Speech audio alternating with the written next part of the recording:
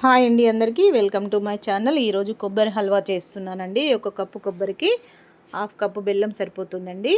First ఒక కొబ్బరి ముక్కలు కట్ చేసుకొని మిక్సీలో వేసుకొని ఫస్ట్ ఒకసారి క్రష్ చేసుకున్న తర్వాత హాఫ్ కప్పు బెల్లము, 2 ఇలాచీలు, కొంచెం వాటర్ వేసుకొని మెత్తగా పేస్ట్ పట్టుకొని పక్కన పెట్టుకోండి. తర్వాత నెయ్యిలో బాదం, కిస్మిస్, జీడిపప్పు వేసుకొని మంచిగా వేపుకొని పక్కన పెట్టుకోవాలండి. అదే ప్యాన్లో మిక్సీ పట్టుకున్న కొబ్బరి పేస్ట్ ఉంది కదా, అది కూడా వేసుకొని పచ్చివాసన పోయే వరకు బాగా వేపుకోవాలండి. ఇందులో పాలు కూడా పోసుకొని కొంచెం ఉడకనివ్వాలి. మెత్తగా అవుతుంది, చాలా టేస్టీగా కూడా ఉంటుందండి. ఛానల్ను సబ్స్క్రైబ్ చేసుకున్న వాళ్ళందరికీ థ్యాంక్ యూ అండి. లైక్ చేయండి, షేర్ చేయండి, సబ్స్క్రైబ్ చేసుకోండి అందరూ. తర్వాత ఇలా నెయ్యి తేలుతుందండి పైకి.